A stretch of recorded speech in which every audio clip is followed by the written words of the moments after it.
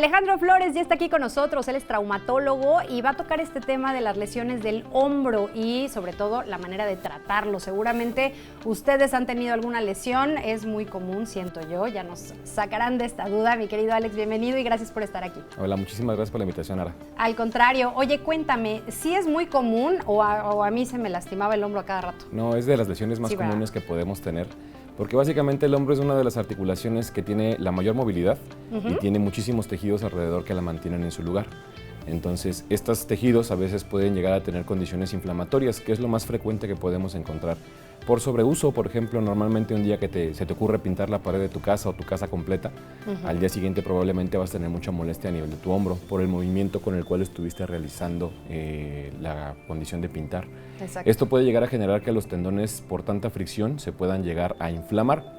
Y no solamente los tendones, dentro de la articulación tenemos otras estructuras que se llaman bursas, que son como unas pequeñas bolsitas que producen líquido para evitar justamente ese roce entre los tendones y el hueso. ¿Como amortiguador? Es correcto. Okay. Justamente son como unos amortiguadores que podemos llegar a tener en estas zonas para protegernos. Ya. Y estas mismas estructuras también se pueden llegar a inflamar, que es como la causa más frecuente de la consulta. Es ese dolor después de una actividad muy repetitiva que estuviste haciendo y que dices, ay, empecé con una pequeña molestia.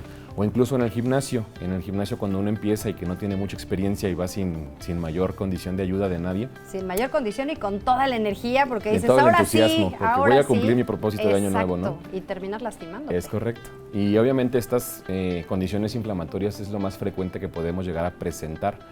De ahí ya vienen otras condiciones ya degenerativas, obviamente condiciones muy repetitivas como la natación en sobreuso con mala técnica puede llegar a lesionar las estructuras de los tendones, que es la otra causa más frecuente de consulta. Okay. La primera es la inflamatoria y la segunda es ya la degeneración de las estructuras.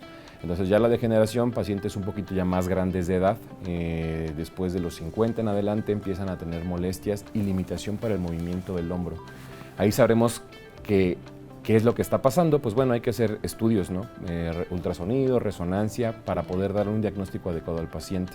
¿Cuándo utilizar estos inmovilizadores o ya ni se usan? El famoso cabestrillo, el que te quedas con la manita colgada aquí resistiendo con alguna tela o en sí el cabestrillo. ¿Sí es necesario inmovilizar? Es necesario inmovilizar cuando tuviste una lesión traumática. Una fractura, por ejemplo, que vas tú caminando, te caes y se rompe tu hueso y que puede ser conservador, o sea, que tiene buen contacto, que se va a pegar solita. O cuando tuviste una luxación, que es cuando el hombro se sale de su lugar, o vulgarmente conocido como una dislocación de la articulación. Ajá. En estos casos, si es la primera vez que te sucede, estás ya grande, podemos optar por hacer una reducción, que es acomodarlo en su lugar, y permitirle que las estructuras de alrededor peguen. ¿Cuándo no utilizarlo? Porque también es una parte bien importante, sí, porque está en sobreuso. Exacto. Pacientes crónicos que empiezan con el dolor inflamatorio y tienen antecedentes de enfermedades como hipotiroidismo, diabetes, si se inmovilizan, se pegan. Hacen una condición que se llama capsulitis adhesiva, que esa es ya como una complicación. Pacientes mal controlados de su azúcar, con mal control de su tiroides y que aparte tienen una condición inflamatoria, hacen un proceso donde la cápsula se pone rígida, dura, y esto evita que después pueda volver a mover el hombro del paciente. No inventes, ¿real hasta eso puede Sí. llegar? ¿Cómo saber en este caso cuando sí tengo que traer el cabestrillo o cuando no? Cuando te caíste, tuviste una lesión traumática que ya te duró 2, 3 días, la recomendación es primero acude a una consulta. Sí, por supuesto. Y ya de esta manera sabremos si es indicado inmovilizártelo o mejor nos vamos a ir con tratamiento conservador como medicamentos tomados y alguna terapia física que nos ayude a sacar adelante al paciente. ¿Qué tan buenas son las pomadas? Porque en tema traumatológico normalmente es como de, ay, ponte Voltaren, ponte Flanax, ponte algo y ya se te va a quitar. ¿Sí son buenas? Sí ayudan a disminuir el proceso inflamatorio, pero sin embargo, si ya lo usaste 3, 4 días y no ves una mejoría, acude a una valoración, ¿no? Sí, claro. Porque también es muy común que digan, no, ya llevo un mes poniéndome la pomada y no mejora. Y pues no va a mejorar porque el proceso ya es una condición ya a nivel de tus tendones. Y esto genera que pues no tenga una mejoría como se desearía. Tú ahorita mencionabas, Alex, dos situaciones, el hecho de que hay una fractura o una luxación. Nosotros como la persona accidentada, la que tiene esta situación, ¿podemos detectarlo? ¿Hay una sintomatología diferente? Sí, en la fractura es muy común que después de una caída no lo puedas mover. Okay. Y literal, empiezas a hacer un movimiento y te genera un dolor insoportable. Ya. En ese caso, hay que acudir porque hay que hacerte una radiografía urgente y ver qué es lo que está pasando. Y la luxación, una condición, por ejemplo, donde llega a ser muy común, la gente que se cae de las escaleras y hace este movimiento para agarrarse. Eso me pasó. ¡Pum! Se le sale. Es horrible. O jugando fútbol también, que es una condición muy común, los tiran y se van directo contra el hombro y se sale de su lugar. Entonces, cuando se nota una deformidad franca en el hombro con un dolor insoportable, en ese momento es urgente una valoración y literal hay que correr a un hospital para que te hagan una radiografía y ver qué es lo que está sucediendo. Exacto. Te voy a platicar, y aprovechando que te tengo aquí, con lo que te comparto que tuve esta lesión, ¿qué tanta conexión hay con el omóplato? A mí, recuerdo en esa ocasión, fue como el ras literal en las escaleras. Iba subiendo, corriendo, se me hacía tarde, lo que quieras, me resbalo y me agarré bien fuerte del barandal y quedé colgada del brazo. Sí, claro. El hombro se me fue horrible y aparte sí sentía el dolor en el hombro, pero en la parte de atrás, en el omóplato. ¿Qué pasa ahí? ¿Qué conexión hay? Está la cabeza. Y la cabeza viene con todos los tendones. Los tendones del hombro, del mango rotador, 3 de ellos salen directamente de la escápula o omóplato. Entonces, cuando la cabeza se sale, los tendones se jalan. Y entonces tienen un dolor insoportable en toda la parte posterior, toda la parte lateral y la parte de enfrente. ¿Por qué? Porque como los tendones están agarrando la cabeza para que no se vaya a ir de más, se quedan tensos y eso genera un proceso inflamatorio muy severo y obviamente muchísimo dolor. Por eso sí están completamente conectados, o sea, la movilidad del hombro no solamente es aquí, sino viene desde la zona posterior de nuestra espalda y la parte anterior también de la misma. Entonces todos estos tendones... O sea, tanto la parte de enfrente como la de atrás están conectados con el hombro. Es correcto. Ok. ¿Qué hacer en estos casos en donde a lo mejor no haya sido tan drástico el asunto, pero ya traigo este dolor que no me permite movilizar el hombro? ¿Podemos tener algún tipo de, antes de ir al médico o querer hacer las situaciones en casa, algún movimiento en particular, ejercicios, o es contraproducente? No, de hecho es la forma en que empezamos el tratamiento siempre es con ejercicios. Esto nos va a permitir que el paciente tenga bien un poquito a desinflamar las estructuras. Aquí les recomendamos acudir con un fisioterapeuta para que nos apoye, dejarle ciertas actividades y ellos ya mismos te van a decir, ya llevamos 3, 4 sesiones y no hay una mejoría. Busca ayuda porque esto ya puede ser una condición más severa. Ejercicios muy sencillos como ejercicios pendulares, dejas caer tu cuerpo directamente y haces movimientos en círculo, de un lado hacia el otro, hacia adelante y hacia atrás. Si con esto no mejora, con la pomadita de Voltaren no mejora, entonces es el momento de acudir a una valoración.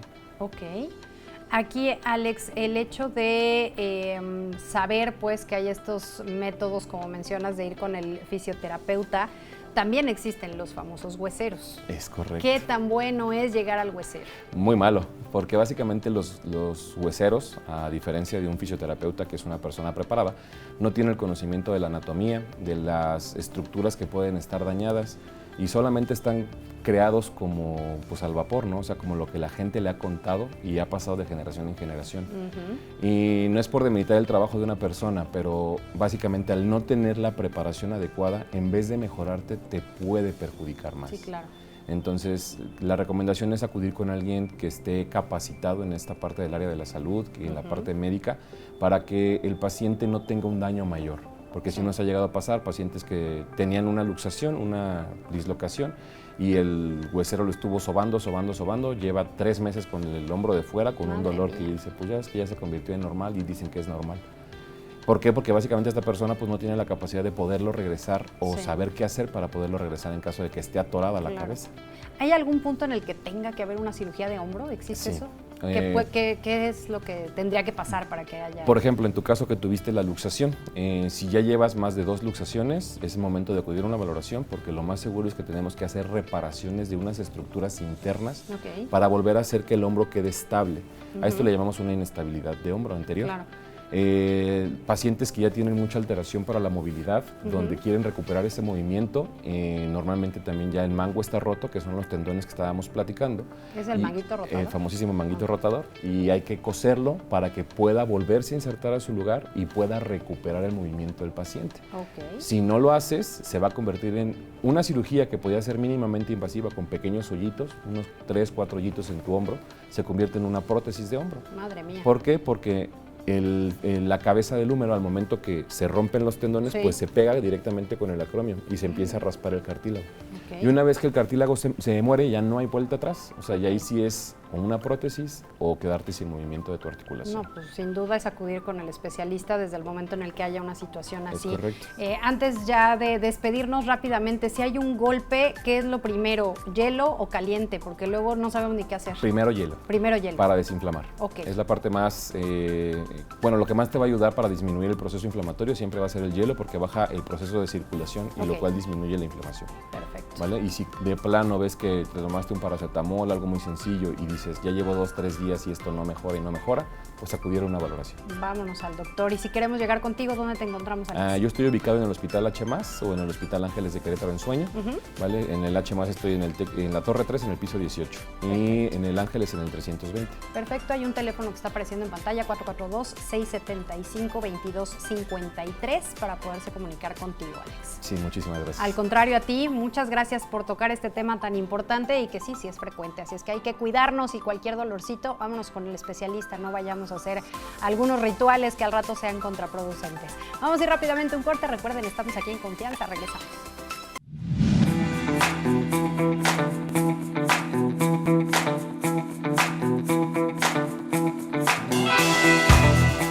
Ya estamos de vuelta y Ana Descalza ya está con nosotros para platicar acerca de la biología, pero el día de hoy en particular de la sombra orográfica. Mi querida Anita, ¿cómo estás? Bienvenida. Muy bien, Ara, ¿y tú cómo estás? Contenta de recibirte, muñeca, porque siempre nos traes energía, alegría y todo, y más en viernes, qué bendición.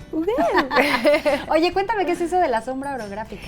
Es un fenómeno que se ha estudiado especialmente en las zonas montañosas, porque orografía quiere decir justamente que es algo de montañas, y sombra es la sombra que hace una montaña. Okay. Entonces, para entenderlo es súper sencillo. Si tú estás parada frente al sol, ¿sí? La parte de adelante de tu cuerpo se va a empezar a calentar, pero tu espalda va a estar fresca, porque el sol te está pegando justo enfrente. Entonces, tú mismo estás haciéndote sombra a tu espalda, ¿no? Sí. ¿Tu masa?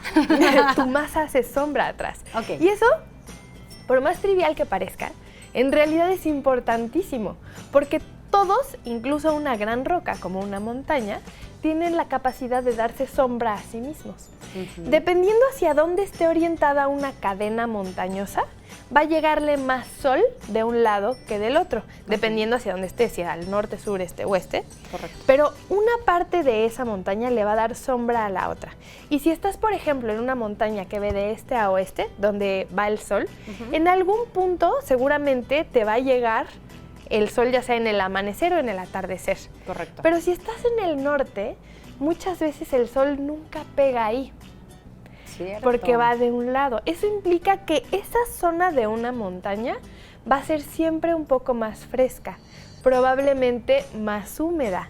Y entonces eso implica que tienes un ecosistema completamente diferente en una sola montaña. Totalmente cierto, y lo hemos visto, bueno, a lo mejor dime si es cierto o no, pero rumbo a Jalpan, rumbo a la sierra, se ve luego la diferencia de una forma de ecosistema y otra diferente. Claro, eso es lo que está pasando entonces. Justamente, y lo mismo pasa no solamente con la radiación solar, sino por ejemplo con la humedad. Si tú tienes unas montañas, por ejemplo, la Sierra Gorda, que es la Sierra Madre Oriental, entonces la tenemos de este lado donde está el Golfo, la humedad que viene del Atlántico va a chocar al inicio de la montaña. Y ese choque va a ser como, digamos, una sombra de humedad hacia atrás. Entonces, la parte que no da hacia el Golfo, o sea, que no da hacia el Atlántico, va a ser mucho más seca que la parte que sí da. Porque muchas veces las nubes chocan y precipitan, dejando una sombra más seca atrás. Y esto es importantísimo, porque México es, si no es que el más, uno de los primeros 3 países más geodiversos que existen. Esto que es una gran bendición en todos los sentidos, ¿no? Por supuesto. Digo, en alimentos, en animales, en la manera en la que podemos tener mayor cantidad y diversidad de esta convivencia, digamos, nosotros como seres humanos con nuestra naturaleza. Exacto, pero ahí justo la clave es esta, que México es un país ultra mega geodiverso, quiere decir que su roca es muy diversa en tipos de roca, porque por ejemplo en la Sierra Madre Oriental tenemos todo lleno de carbonatos de calcio, de roca caliza que viene de fósiles antiguos, pero en la Sierra Madre Occidental puros volcanes, roca volcánica proveniente de erupciones, ¿no? Es una zona súper activa. En el centro tenemos la faja neovolcánica transmexicana, también una zona bien activa, toda con roca volcánica. Sierra Madre del Sur, la Sierra de Chiapas, todo eso va generando que tengamos no solamente muchas arrugas en nuestro territorio, sino que un montón de tipos de roca que al final derivan en tipos de suelo. Porque imagínate tú, una roca caliza es relativamente fácil de romper, ¿no? O sea, porque al final son carbonatos de calcio, empiezan a crecer árboles y entonces si el suelo es adecuado pueden crecer, por ejemplo, un montón de bosques. El bosque comienza a tirar un montón de hojas, se hace materia orgánica y tienes un suelo súper rico. Ahora imagínate una zona volcánica con roca volcánica dura, en donde no pueden penetrar por completo las raíces y encima tienes tal vez esta radiación y estás del lado de la sombra de la humedad y entonces tienes un desierto, ¿no? Con puros integrantes vegetales chaparritos. Entonces, solamente por tener distintos tipos de roca y muchas arrugas en nuestro México, es que tenemos mucha biodiversidad. Es bien importante porque a veces pensamos, somos un país megadiverso, siempre lo dicen, ¿no? Tenemos número 3 en aves, número 5 en insectos, número 5 en anfibios. Y entonces dices, sí, ok, pero ¿por qué? ¿No? Claro. Si a nuestra latitud del planeta hay más países que tienen como la misma latitud, ¿no? O sea, las mismas condiciones, pensaríamos. En teoría, hay más países que están rodeados por 2 océanos, hay más países que tienen toda una historia, pero ¿por qué México? ¿Por qué México es tan especial? Y muchas veces nos platican una historia que claro que tiene que ver, pero como que se complementa mucho más con esta parte de la geografía. Pero una historia que nos cuentan normalmente es el gran movimiento americano, ¿no? El gran intercambio biótico americano, que es, al inicio, América del Sur estaba separado de América del Norte. Y por movimientos de continentes, en algún punto se unieron por toda la parte de Centroamérica. Al unirse estos dos megacontinentes, lo que sucede es que los organismos de abajo comienzan a subir y los de arriba a bajar. ¿Y dónde se encuentran? Pues muchos en México, claro, ¿no? Aquí. Eso genera diversidad. Y dices, ok, se encontraron, se mezclaron, algunos bajaron más, otros subieron, etcétera. Pero, ¿y luego qué pasó? O sea, si no hubiera habido buenas condiciones, pues se regresan o se mueren en el camino, ¿no? Claro, y no solo buenas condiciones, sino que ya imagínate, está toda esa mezcla y algunos suben hasta arriba de una montaña, donde no hay ni arbustos, porque llega un montón de aire, pero ellos les latió y sobreviven ahí. Otros solamente están en otra arruga de la misma montaña, en otra vertiente, y hay más humedad, entonces desarrolla adaptaciones más hacia lo húmedo, hacia un bosque, por ejemplo. Otro se quedó en las faldas de la montaña donde el clima es tropical. Y entonces toda esta variación de climas que te da la orografía, al final es lo que da pie a que haya mucha más diversidad. Y por eso es que México es uno de los países con más especies endémicas. Una especie endémica es aquella que la encuentras en un sitio y en ningún otro lado del mundo la vas a poder encontrar. Y México está llena de esas especies porque justamente tenemos un montón de nichos, un montón de espacios únicos debido a que cada pliegue de la montaña es especial. Cada pliegue es diferente. Está increíble el entenderlo, pero sobre todo el tomar conciencia para cuidarlo. Claro. Porque hemos escuchado, y en algunas ocasiones, de hecho, tú también nos compartías, ¿no? El permitir y el respetar que de donde es esa plantita, de donde es ese tipo de fruto, pues de ahí lo dejemos, no queramos traer cosas ahora, por ejemplo, que decías de las palmeras, ¿no? El traer palmeras a una urbe donde, pues, de inicio no hay forma de que sobrevivan. ¿Y qué estás haciendo? Pues no sé si sea el que estés estresando en este caso a la palmera como tal, pero de alguna forma no estás respetando a la naturaleza. Claro, la palmera la pasa mal porque está en un lugar que no tiene nada que ver con una costa, y las especies de alrededor también, porque está ocupando un espacio de una especie nativa que se podía desarrollar acá. Y así cada organismo se va desarrollando según su posición en la roca mexicana, ¿no? Depende si estás en la Sierra Madre Oriental, Occidental, en el altiplano del centro, y eso determina mucho de nuestro clima, ¿no? Yo ahorita me da un montón de risa porque pues comienzan las lluvias, comienzan las inundaciones de todos lados. Y yo digo, es que las criaturas del semidesierto nos asustamos con la lluvia. Correcto. Siempre nos sacamos de onda, digo, cada año llueve, o sea, tenemos una temporada de lluvias, eso es lo que nuestra orografía y nuestra historia y nuestro clima sí podríamos prepararnos entonces y no sorprendernos así. Claro, pero al ser criaturitas del semidesierto, donde tenemos un montón de meses de sequía, como que decimos, pues ni llueve, y construyes y se te olvida que hay lluvia, ¿no? Claro. Y luego llegan estas tormentas naturales del ecosistema, que de hecho ya son muchas menos, eso sí es algo súper preocupante. Muchas menos, pero con mayor potencia, ¿no? Como que vienen con más, o así pues se siente. Fíjate que era normal tener como chubascos, digamos, que desde mayo hasta agosto o así, es normal tener una fuerte temporada de lluvias. Y ahorita se está recorriendo cada vez más lejos del año y cada vez hay menos, ¿no? Entonces, ese es un problema, pero a mí me encanta, como cada vez nos sorprendemos, como, ¡tormenta! Cada año, amigos. Claro. Oye, pero el cambio climático sí es una realidad. Por supuesto. Está habiendo una variación en lo que normalmente se acostumbraba que fuera desde las estaciones del año, ¿no? Saber de qué a qué mes era justo primavera, cuándo era justo verano, en fin.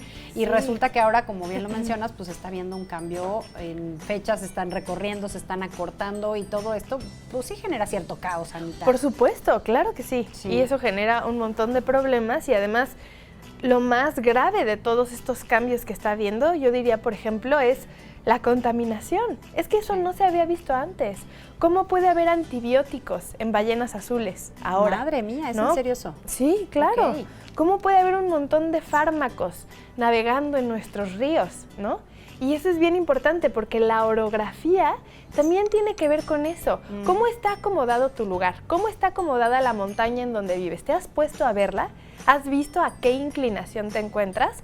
¿A dónde crees que van a llegar tus aguas residuales, no? Porque normalmente, a pesar de que todo lo tenemos intubado y así, pues se sigue de alguna manera los cauces de los ríos, porque es como geográficamente están acomodados y como menos energía tienes que invertir para que te ayude la gravedad. ¿Cómo está tu montaña? ¿Dónde vives? ¿Qué te da sombra? ¿Qué te da sol? ¿Dónde llega la humedad y dónde no? Es bien importante para que conozcas tu ambiente y para que conozcas y te enorgullezcas de esa arruguita pequeñita en la que vives dentro de un país súper mega orográficamente diverso. Exactamente, y de eso, de alguna manera, aprender de dónde y a dónde estamos y cómo le hacemos para poder cuidar nuestro ambiente, mi querida Anita. Cuéntame dónde te encontramos. Ana Descalza en todas las redes sociales, especialmente los invito a que consulten mi canal de YouTube. Excelente, Anita, ahí me encanta, y de verdad, sí, síganla en YouTube, es una maravilla todos los videos que sube mi querida Ana Descalza. Oigan, y vamos a ver qué onda con algo de la sierra que de alguna forma habla un poco de lo que estamos ahorita comentando con Anita, esta máquina recicladora.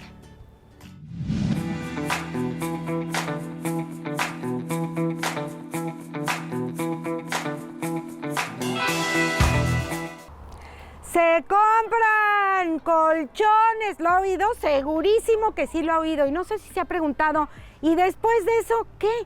¿Ya lo vendió? ¿Ya lo compró alguien? ¿Y a dónde va a parar todo eso? Bueno, pues esto nos lo va a explicar Apolinar Morales, que está con nosotros, y nosotros estamos, como ustedes lo saben, desde la Sierra Gorda, gracias al Grupo Ecológico Sierra Gorda que nos hizo favor de hacernos esta invitación. ¿Cómo estás? Bienvenido. Muy bien, Polo, gracias. Contento de recibirlos aquí, más que nada platicar con ustedes el trabajo que realiza esta red de recicladores de centros de acopio y reciclaje aquí en la Sierra Gorda. ¿Cómo funciona este reciclaje? Ahorita un poco de broma y un poco en serio, decía, bueno, todos los residuos o lo que va quedando en las casas, el refrigerador, el microondas, el fierro viejo que vendan y demás, ¿a dónde va a parar? Pues mire, le explico, esta red de recicladores inicia desde las comunidades más alejadas hasta el centro de aquí de Jalpan, Querétaro. Son pequeños recicladores donde se acopian 20, 30, 50 kilos de PET, y esto los estamos entrelazando con recicladores más grandes que a su vez en algunas comunidades acopian 3 toneladas o más de PET y llegan aquí a los centros de acopio más grandes en Jalpan, los cuales acopian desde 80, 100 hasta 120 toneladas mensuales de diferentes materiales valorizables. Esto se va a reutilizar. ¿De aquí a dónde lo mandan? Ahorita vamos a ver, bueno, pues estas toneladas que no es basura, mucho ojo, porque son pues cosas que se van a reutilizar, como el refrigerador, como el fierro, como el PET. Llegan aquí porque los recicladores van a las comunidades y lo compran, ¿cierto? Así es. Y luego, después de aquí ellos, algunos ya cuentan con herramientas para hacer pacas. Sí. Cargan sus tráileres cada 8 días y los llevan a la ciudad de Querétaro, San Luis Potosí o la Ciudad de México, depende del material, es el lugar donde ellos buscan clientes, para reintegrarlos a la cadena de reciclaje y ya elaboración de otros productos. Fíjense que yo es la primera vez que estoy en un centro de estos de reciclaje, y si a mí me habían dicho, vamos a ir a un centro de reciclaje, la verdad es que cuánta ignorancia tengo, pero me imaginé pues una especie de tiradero. Esto no es un tiradero, esto es muchas cosas que ya no se utilizan, huele perfecto, o sea, no huele a nada, no hay una mosca, hay limpieza en esto, hay un orden. Esto evita que ese refrigerador que ya no utilicen, que ese tanque de gas que ya no se utilice, vaya a dar, pues no sé antes dónde iba a dar, a las barrancas, a los tiraderos, no sé a dónde. Efectivamente, en Grupo Ecológico Sierra Gorda buscamos mucho el orden, que ellos puedan identificar dónde tienen sus materiales por tipo de material, y que dejen algunos pasillos entre materiales. ¿Por qué? Porque eso es darle una imagen diferente a un centro de acopio. Ellos se les apoya con fortalecimiento en sus capacidades y también fortalecimiento en su infraestructura. Podemos ver en este centro de acopio que ahora pues ellos sienten su trabajo aún más, le tienen mucho más cariño a su trabajo. Ellos ya tienen sentido de pertenencia, ellos se dedican a esto, son familias completas que se dedican al reciclaje, y el orden, la imagen cuenta mucho para nosotros. Y desde luego es una forma de vivir, es una forma de tener recursos para la vida diaria, pero también es una forma de, en la medida de lo posible, ir cuidando nuestra tierra, porque de no estar aquí reciclándolo, pues irá a dar a un basurero y contaminando también, por ejemplo, el caso del PET, pues con una gran contaminación para el planeta.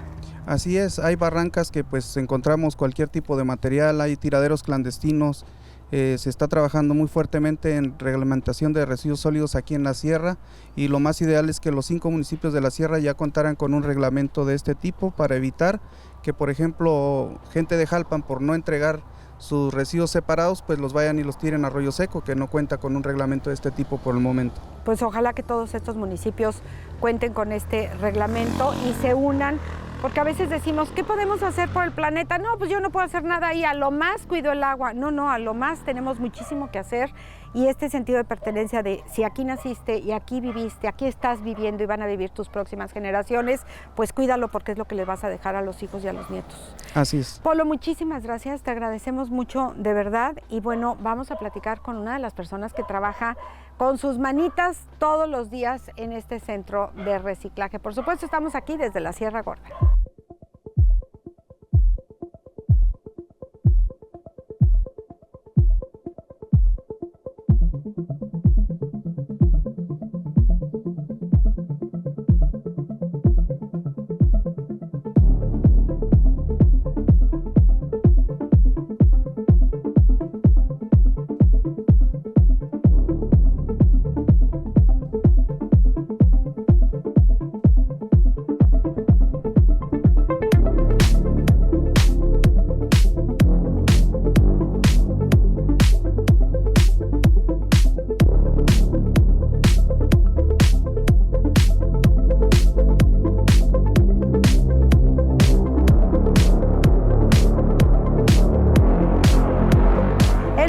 Sucio aquí no se hace, porque aquí todo es limpieza. Getsemani Carlos está con nosotros y es una de las recicladoras que desde hace 5 años se dedica justamente a eso, a recolectar todo lo que ya no se utiliza en las diferentes comunidades de la Sierra Gorda y en traerlo a este centro de reciclaje. Getsa, ¿cómo estás? Gracias por recibirnos en tu lugar de trabajo. Bienvenidos. Muchas gracias. Ustedes tienen camiones o camionetas en donde van recopilando todo esto que antes se decía basura, pero ahora ya vemos que no es basura. ¿Qué recopilan? Pues mire, nosotros recolectamos en nuestras pequeñas unidades lo que es el PET, el fierro, el cartón, todo eso para que pues no ande por ahí botado, tirado. ¿Hacen un viaje para cada una de las cosas? ¿PET, cartón o fierro? Claro que sí, depende de la cantidad que se tenga. Ajá. ¿Y van recorriendo de comunidad en comunidad? Claro que sí, van de comunidades a comunidades, hay muchas veces que van 2 o 3 viajes por semana, por día, depende. ¿En el municipio de Jalpan únicamente o abarcan otros municipios? No, hay más municipios en los que nosotros vamos. ¿Pinal? Pinal, ajá. Okay. Lobo, La Huasarca. O sea, diferentes comunidades dentro de estos municipios. Ahí vamos a ver las camionetas que están cargadas. Las descargan aquí y ¿qué sigue? ¿Cuál es el siguiente paso para el trabajo? Pues a veces viene el material, se podría decir revuelto, nosotros separamos lo que nada más es fierro, se lleva a la compactadora, se compacta para que se puedan hacer los viajes completos de fierro. ¿En dónde está la compactadora? La compactadora la tenemos en Arroyo de Cañas, es otra recicladora igual. Ok, y ahí hacen que quepa más en el mismo espacio. Claro que sí. Ok, ya que tienen aquí separado, aquí vemos el fierro, el cartón y el PET. ¿Cuál es el siguiente paso, Getza? Pues el siguiente paso es que nosotros lo llevamos a vender para que allá lo puedan, o sea, de aquí se lo llevan y ellos se los pagan. Ajá. ¿Por peso, por cómo? Sí, lo que pese en las toneladas. Ok. Les pagan, les dejan todo eso en, me dijiste, México, Querétaro y San Luis. Ajá. Ok, ya tienen el trato, ya esto, tantas toneladas, me pagan tanto. Claro. Ustedes regresan y esto ya está prácticamente vacío. ¿Y otra vez empieza el mismo proceso? Sí, se va recolectando a diario. Diario se va recolectando para que no esté por ahí tirado. ¿Te gusta tu trabajo? Claro que sí. ¿Qué sientes que estás haciendo con este trabajo? No nada más pues que lleves dinero a la casa, porque aparte es un negocio familiar, no nada más claro. Es eso. ¿Hay algún sentimiento de estoy haciendo algo para que el planeta no tenga tanta basura? Pues más que nada me gusta la recolección para que no esté todo sucio. Claro. Y yo invito a la gente a que siga recolectando, ¿no? Para que tengamos un mejor planeta. Claro, por supuesto. En el caso del PET, ¿les piden que les enjuaguen las botellas estas de PET, independientemente de lo que hayan tenido, refrescos, leche, etcétera? No. Así como llega. Así como llega. ¿Ustedes lo lavan? Es que me sorprende que esté tan limpio. Hay veces que pues llega la ocasión que sí, porque hay cosas que sí llegan un poco... O sea, un PET que tuvo refresco, pues tiene residuos dulces. Ajá, sí, claro. No hay abejas, no hay moscas. No, todo eso lo evitamos para que no... Y me dicen, no sé si voy a estar de indiscreta, pero parece ser que les van a poner un piso para que si hay algún desecho no se vaya al subsuelo. ¿Ya sabían? Sí, nos habían comentado. Yo pensé eso. Que era la primera. Ya les habían comentado, les van a poner un piso para que pues no se vaya al subsuelo, ¿no? Ningún aceite, ninguna grasa, ningún contaminante para la tierra, digamos. Sí, claro que sí. Tenemos que evitar ese contacto con la tierra más que nada y pues es todo. Perfecto. Getza, muchísimas gracias y felicidades, de verdad, los felicitamos muchísimo. Tú eres una de tantas recicladoras que hay que hacen un trabajo muy, pero muy limpio. Gracias y hasta la próxima. Muchísimas gracias. Una disculpa, me gustaría mandarle un saludo a la maestra Patti, que el Recicladora Torres está muy agradecida con ella por todo el apoyo que nos ha brindado. Gracias, maestra Patti. Patti Ruiz Corzo, que ha hecho una labor y la sigue haciendo aquí en Sierra Gorda, en la reserva de Sierra Gorda. Vámonos, pero vámonos a seguir trabajando porque hay mucho más que hacer y mucho más que ver para que ustedes también se enteren de lo que se está haciendo para cuidar el planeta. De lo que se entera uno, todo lo que sucede, de todos los desperdicios que nosotros tenemos en el día a día, en nuestra casa, en la ciudad, en la colonia. Pero bien lo decíamos hace unos días con mi querido Abraham González, que al ratito ya va a andar por acá, que la importancia de cada uno de tener limpio nuestro espacio, ya sea desde la casa, que desde ahí deberíamos de empezar, hasta tener limpia nuestra colonia, porque al rato justo vienen estas lluvias fuertes y al ratito vienen las inundaciones y los drenajes que están tapados y queremos que todo mundo lo resuelva cuando nosotros fuimos seguramente el causante y la persona que pensó que no iba a pasar nada si tirábamos esa basurita en la calle. Por favor, tomemos conciencia. Sí hay mucho que hacer con estos desechos y estos desperdicios en cuanto a reciclaje, pero también hay mucho que hacer desde casa con lo que tenemos de desperdicio en el día a día y sobre todo la educación que les vamos a dar a nuestros pequeños. Quienes están en casa están aprendiendo de nosotros. Seamos un buen ejemplo. Vamos a ir rápidamente a un corte y recordarles que estamos aquí en Confianza. Regresamos con mucho más.